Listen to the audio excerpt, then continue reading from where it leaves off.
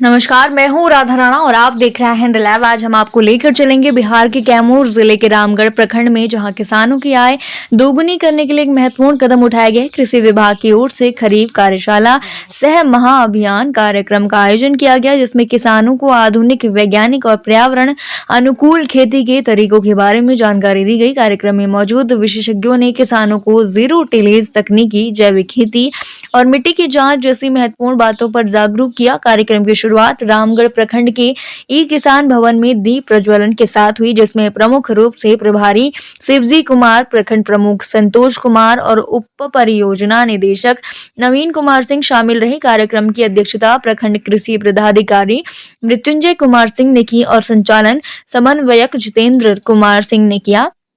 इस मौके पर किसानों की बड़ी संख्या में भागीदारी देखने को मिली, जो ये दर्शाता है कि अब किसान भी परंपरागत तरीकों से आगे बढ़कर नई तकनीकों को अपनाने के लिए तैयार है। कार्यक्रम में सबसे अहम बात रही जीरो टिलेज तकनीक, जिसमें खेत की जुताई के बिना ही बीज बोए जाते हैं। इससे न सिर्फ 20% तक पानी की बचत होती है, बल्कि मजदूरी पर भी खर्च जो है वो कम होता है। वैज्ञानिकों ने बताया कि जीरो टिलेज से न केवल धान की फसल अच्छी होती है, बल्कि इससे मिट्टी का स्वास्थ्य भी बेहतर रहता है। धान की सीधी बुआई के लिए तकनीक आदर्श मानी जा रही है, खासकर बदलते मौसम के बीच, जब जलवायु की अनिश्चितता लगातार बढ़ती जा रही है।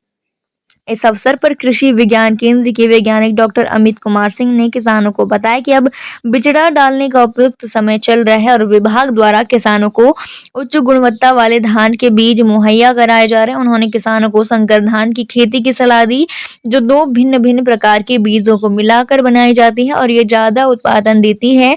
इसके अलावा वैज्ञानिक नीरज कुमार ने किसानों को जैविक खेती के लाभों के बारे में भी बताया है। जी हाँ, जैविक खेती की बात करें तो इसमें रासायनिक खाद और कीटनाशकों का उपयोग नहीं किया जाता।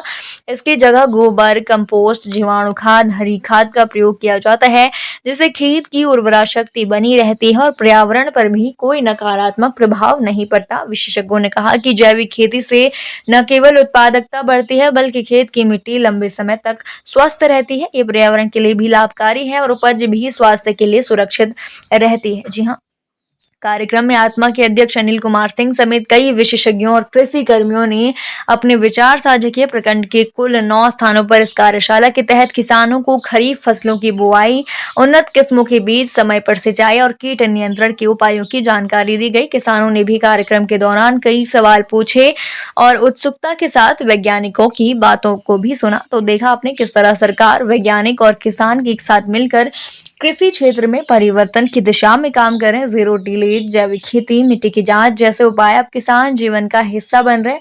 उम्मीद है कि आने वाले समय में ये प्रयास कैमूर से निकलकर पूरे बिहार और देश के अन्य हिस्सों में भी अपनी छाप छोड़ेगा।